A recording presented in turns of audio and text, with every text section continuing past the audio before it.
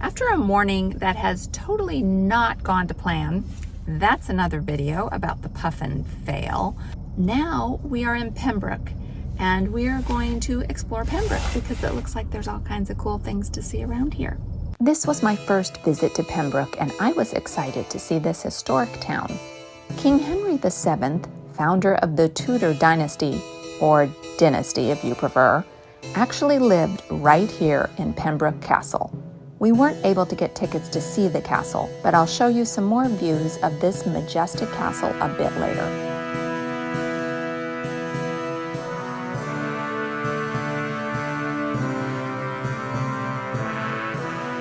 Across the river from the castle is this interesting site of an old corn mill and corn store. The mill was originally granted rights by King John to the Knights Templars of St. John of Jerusalem. The swans in this river remind me of the swans at Worcester and Stratford-on-Avon.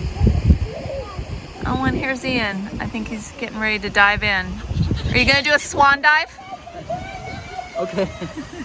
These kids are feeding the swans, and it's funny to see the seagulls and the swans and the whatever those other things are, terns or something, all fighting over the pieces of bread. There's a big bird fight going on here. They're upset that the food stopped. Battle of the birds. There's a whole lot of flapping going on. Ian, are you sitting here watching the birds? Yep. Having a good time watching the birds. No one has attacked him because he's not eating chips or a sandwich or an ice cream cone or anything. As we walked into town, we saw these billboards encouraging people to take a staycation in beautiful Pembrokeshire to enjoy the miles of gorgeous coastline and beaches.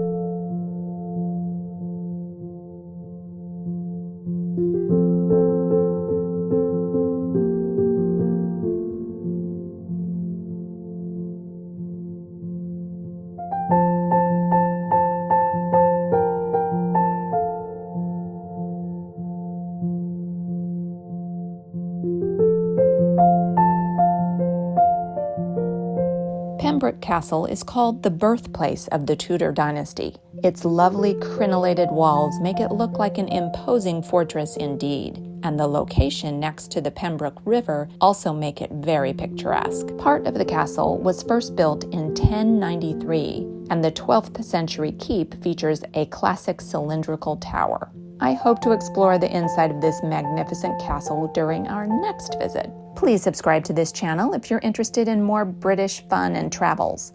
And please click that like button so that YouTube will share this video with more viewers. Cheers! I had a conversation with this swan about how I really wanted him to swim out into the water a bit so I could get a lovely photo of him in the foreground and the castle behind. But he did not comply with my photo shoot wishes. At first, I wasn't sure why the swan was hissing at Ian and being so angry, but then we saw that they were just protecting their babies.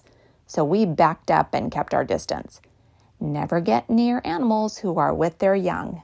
We came to Saundersfoot not to enjoy its well-known beach, but to find some dinner. I was on a quest to eat certain Welsh dishes, and I was refusing the typical fish and chips and ice cream fare. Watch my Eating Welsh Food video, which I'll link in the description, to hear about our tasty meal that we eventually tracked down here in the village. After satisfying my need for cheese, we did have a walk around to see what this touristy resort location is like. Here is the Saundersfoot beach, and the beach looks very expansive. Unfortunately, it was also rainy and windy and cold, so no swimming in the sea that day. The tide is out, obviously. From where we were standing, the sea looked calm and lovely. But earlier that day, when I filmed the infamous Puffin Curse video down the coast a bit, it was very rough waters indeed.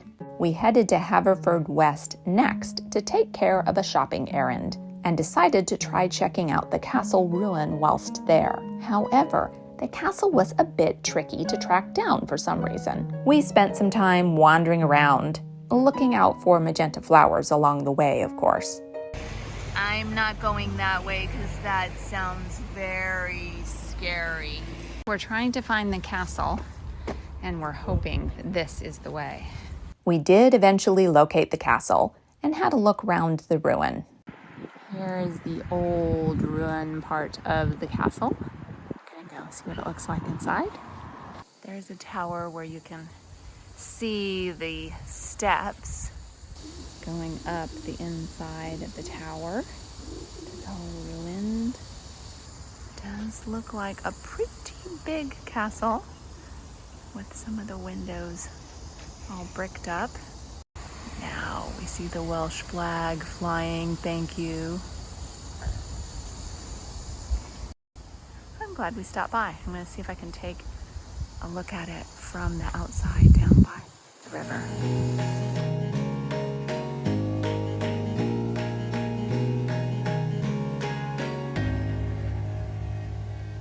Finally, I want to share with you an absolutely charming discovery that we made just driving around the tiny back roads of Pembrokeshire. We were headed down the road from point A to point B, and I suddenly asked Ian to pull over and stop. He is used to me blurting out things like this, so he was not alarmed. I saw this pub on the side of the road that was called Priory Inn, and around the back, there was literally a ruin of a priory. This place is not famous. It's not in any tour books or tourist websites. It's probably not considered noteworthy to any of the locals or perhaps to Britons in general. But to an American Anglophile, this kind of place is really, really cool. Like finding a buried treasure. The chancel arch is the most prominent part of the ruin. Turns out this place is called Pill Priory, a fact I learned from the Georgian postbox at the end of the drive. According to Wikipedia, the priory was a Tyronnensian monastery dating back to the 12th century. Here's a bonus photo of New House across the street. I will long remember Pill Priory and this quiet little community south of Thornton and north of Milford Haven. Please check out the other videos in our Wales vlog playlist here as we discover many different areas in the fabulous country of Wales. Thanks so much for watching and do something good in the world today.